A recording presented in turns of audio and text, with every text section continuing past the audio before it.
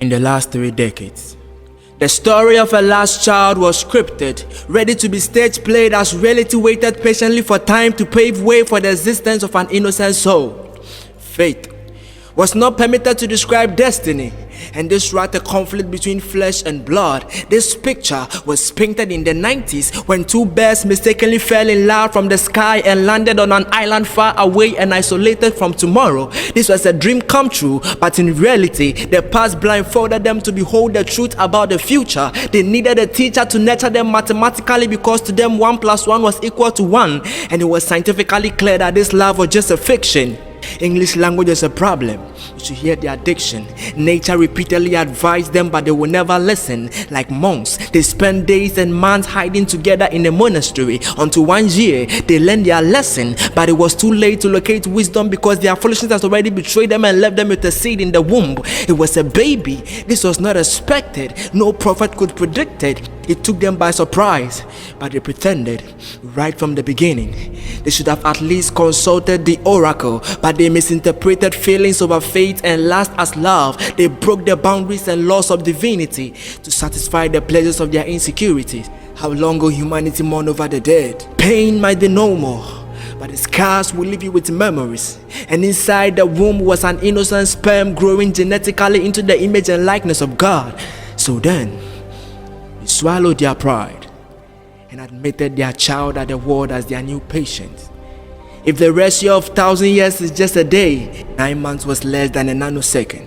Crying out loud in a masculine tone, here comes the last child. A beautiful bouncing baby boy.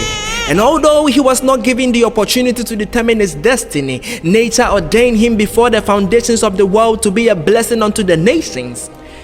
But this kid, this last child in disguise, turns out to be me.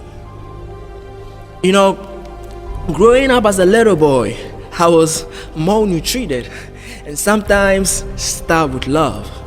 I see the harmonious family life of others and I ask myself why I've never tasted the love of a father. I was on a balanced diet, but my food was always lacking one nutrient: love. In my quest to find answers, my grandmother showed me pieces of broken glasses and pictures, but this was confusing. What was the interpretation? Taking a stroll through the gallery of this tortured album, tears were enough to answer my questions. It was just a fateful day, but the day seems to be a memorable one. It deserves a holiday. With tears and fears in my eyes looking through this album, I was told what my daddy did. It was in a jiffy.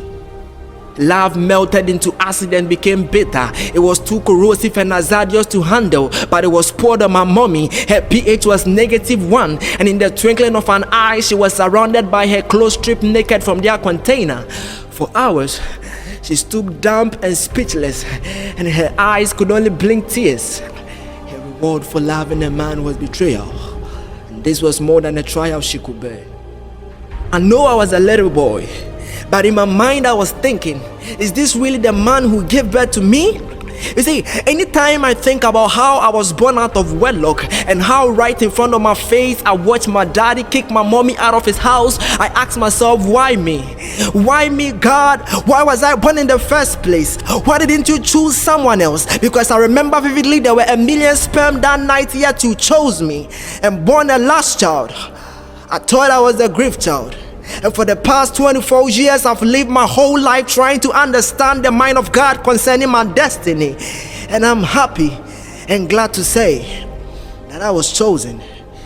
If I remember for a second that I'm a last child, the devil tries to blur my vision and whispers to my ears that I don't deserve it. But thanks be unto God who located me at the right spot. He took me from the miry clay and set my feet upon the rock. He said, life don't qualify and classify you as a dignitary, but in my eyes you are worthy. Listen, I don't know your background. Maybe you have a worse story to tell. To hell with the devil. Evil will not sabotage your future.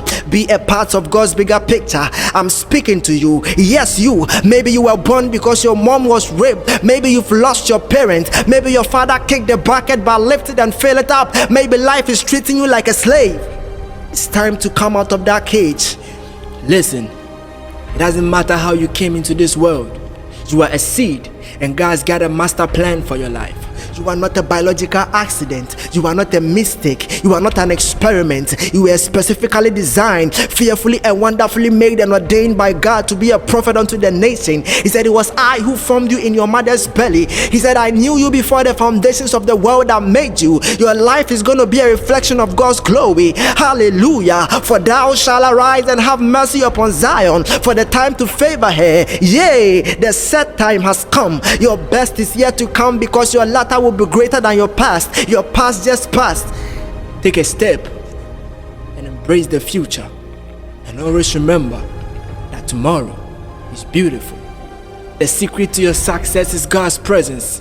In true seasons and times, He will abide with you. He said, never will I leave nor forsake thee. So just hold on, no matter what. When you walk through the valley of the shadow of death, fear no vampire, because God is building for you an empire. Let every plans of the enemy backfire. For years, I thought this last child was meant to be the last child, but peeping through the eyes of the world, surprisingly there exist many kids who were born out of wedlock, hopelessly struggling to survive the winter season of life in a chaotic environment. They appeared before my eyes like the valley of dry bones located in the desert. They never dreamed to come out of wedlock, but the world dog tagged them as bad lucks, and out of these ashes are rising giants and warriors. I'm here to preach the gospel to the poor, bind up the brokenhearted, proclaim liberty to the captives, and open the prison gate to them that are bound. If you've been wondering for so long, uplift your burden. Jesus is the answer, and in Him you find rest for your weary soul. I'm proud to be a last child, and I'm glad God chose me. I was born out of wedlock. I wish me good luck.